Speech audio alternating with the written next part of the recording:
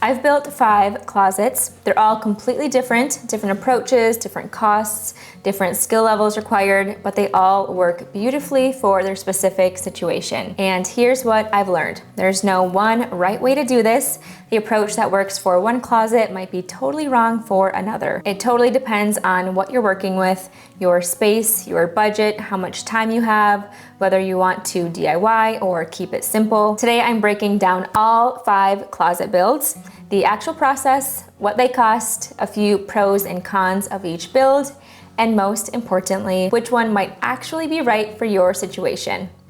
First, we have the viral closet makeover using the Tarva dressers from IKEA. This project is where my YouTube channel gained some huge momentum. It went viral and now has over 6.5 million views across the 3-part video tutorial series. It's the most involved build of all the 5 that I'll talk about today, but here's what people loved. It's the most inexpensive option if you're willing to put in some serious work. Here's a quick overview of how we built it. So the base was made out of 2x4s with a plywood top. We tore out our carpeting, but you could just build the base right on top of your carpeting. Then we assembled 2 of the IKEA Tarva dressers and then installed them as the foundation. After that, we cut, sanded, and installed all the vertical supports and shelving from scratch. Everything was built around those 2 dressers. After the shell of the closet was complete, we added all the trim, base trim around the bottom of the closet, and vertical trim to cover the rough plywood edges. No crown molding on this one since the cubbies went all the way to the ceiling. Last, we primed and painted the entire closet. So let's go over some pros of this build. You get some built-in drawer storage without building drawers yourself.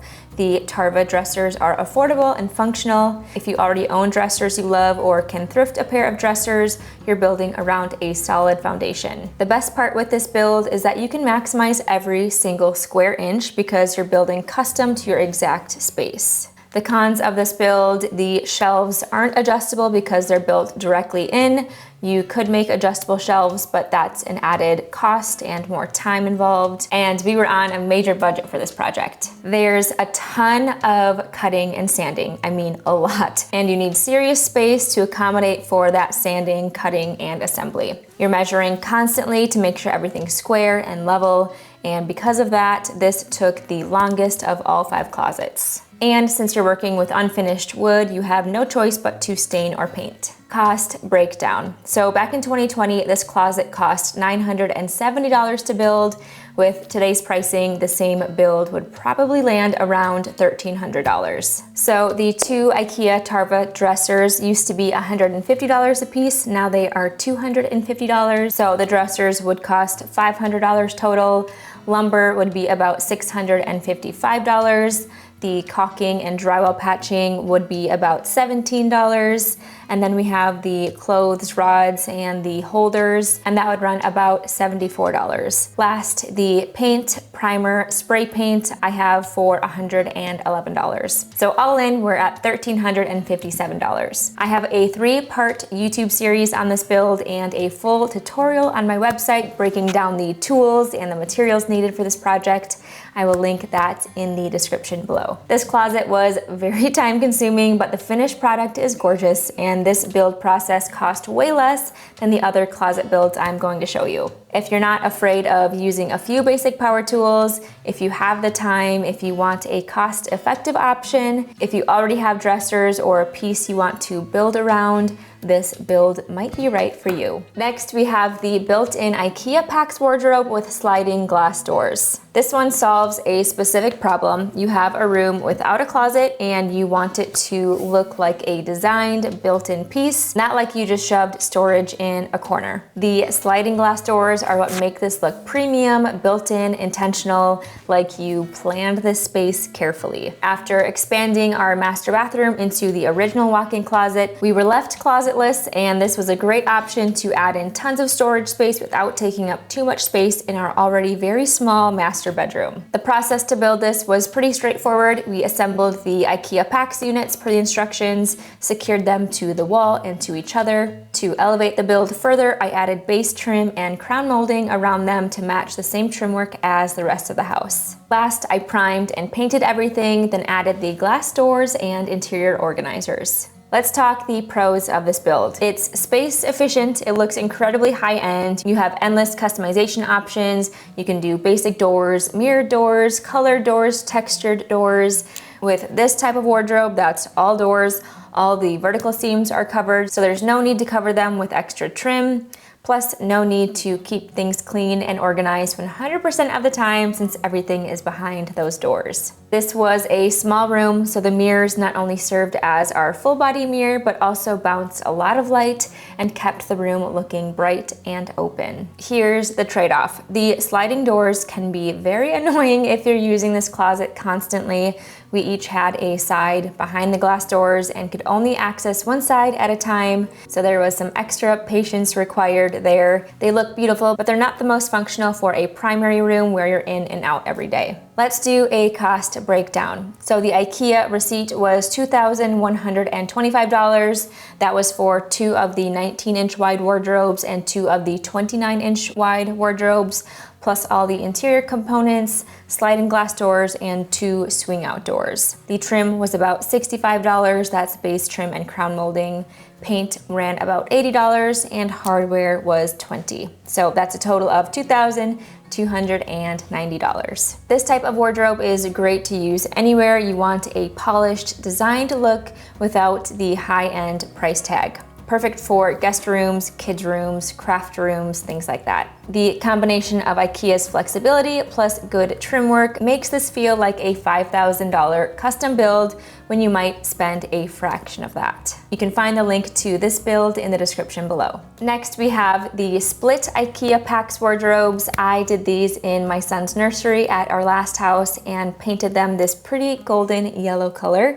This build is great for nurseries, kids' rooms, guest rooms, craft rooms, any space that needs extra storage. We installed 2 separate Pax units with space between them so we could fit my son's crib there and a desk when he got older, but you could put a bench there, a dresser, a chair, makeup vanity, whatever you need. The build process was simple. We assembled and installed the 2 units, 1 in each corner according to the instructions, then added the base trim and the crown molding around the units to match the rest of the room. With this closet, instead of painting the entire unit, including the interior, I only painted the doors and the exterior of the units. The pros of this build: very customizable, easy assembly and install. You don't need advanced skills. Separating the units gives more visual appeal and opportunity to do something fun with the space in between. By only painting the doors and the exterior, there's no worries scratching the shelves or the drawers. No waiting for paint to cure before putting items into the closet. So that means less time and money spent on painting and just an all-around better approach for kids' rooms where there might be some more wear and tear. The trade-off with this build is that the layout needs thoughtful design work so it doesn't look random. You can't just plop 2 wardrobes in the corner of the room and call it done. Let's talk cost breakdown. So the IKEA bill was $1,245. That includes 2 of the 39-inch wide units, the doors, and all the interior organizers. Trim was $65, paint was $50, and the hardware ran $40 for a total of $1,400. This approach might take a bit more thought and design work, but it's a great customizable option that looks high-end and won't break the bank. Take a look at the tutorial video in the description below. When you don't have any DIY skills and don't want to build anything from scratch, consider going full IKEA, plus maybe a few tiny upgrades with trim to make it look more high-end. For this closet, we assembled all the units and then installed them right over the existing carpeting in the closet. No major prep work, no removing carpet. Then we added base trim, crown molding, and vertical trim to cover the seams where the units meet. And here's the key to making this build simple: we only painted the trim white to match the IKEA units. The pros of this build: there was minimal DIY required, minimal tools needed, it's quick and easy assembly, and you get endless customization options on the inside. And by keeping the IKEA units white and only painting the trim, you save lots of time and money there. You reduce the risk of chipping, and you don't scratch any paint during assembly. The cons of this build are that you can't use every square inch of space like you can when you're doing a custom build. we had about a 6-inch gap from the IKEA Pax units to the wall, and there was a gap up to the ceiling, but with a closet this big, that space wasn't missed very much. IKEA only offers 3 frame color options, so you're limited by those basic options if you decide not to paint, and if you need specific colors and popular items that are out of stock, you're having to wait or build around what's available. The cost breakdown. So the IKEA bill for this build was $3,735. The trim, the base, crown, and vertical trim was $295. Primer and paint was $50 for a grand total of $4,080. If you want an option that requires less building, less tools, and you want to push the easy button, this is a really solid option, and there's no shame in going full IKEA. And last but not least, the big closet makeover I just finished, the part IKEA, part custom, bold closet. Here is the build process. We used 6 IKEA Pax units as the foundation, built a custom shoe shelf to fill the gap that the IKEA Pax couldn't, installed all the trim, base trim, vertical trim, and dental crown molding, and then we color drenched the entire closet in a bold, historic colonial red color.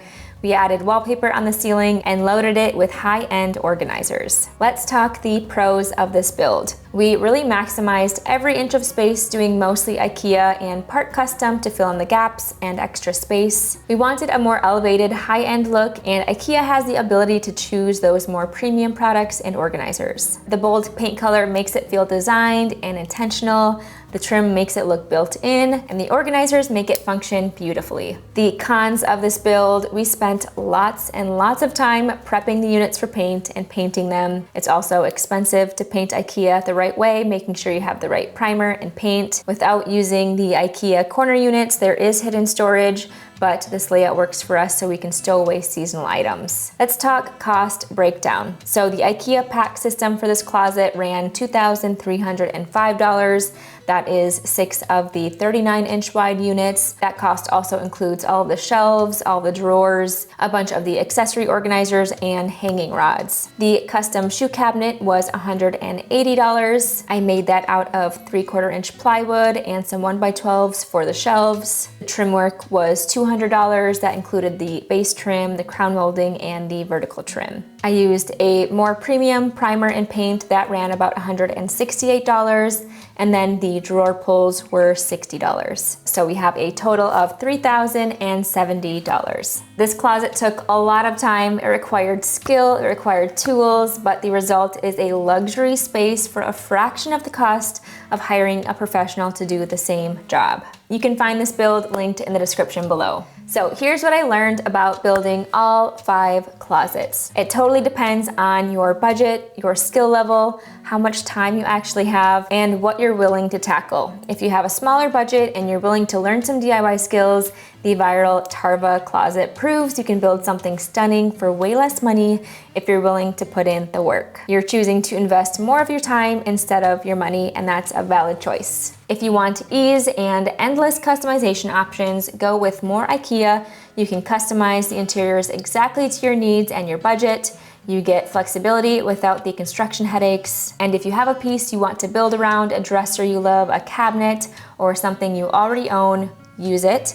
Work with what you have and save money doing it. Here's why IKEA keeps showing up in all of my projects. You can go very basic and still have functional systems, or you can go high-end with glass shelves, colored doors, textured finishes, integrated lighting. It's a solid foundation, which is exactly why I use it as the base for every closet project. But here's the thing, IKEA is just the starting point. What makes these closets actually feel custom, that's where you come in. Add your own personality. Paint it a color you love, add thoughtful DIY elements, use power tools, build the custom pieces that IKEA can't do. You don't need to hire a professional closet company and drop $5,000, $8,000, $10,000. You can build your dream closet by yourself. You save so much money by doing the work yourself, and learning to use power tools and build things is a skill that carries into everything. Your home, your confidence, what you think is possible. So my question for you is, which one of these 5 would you actually build in your home?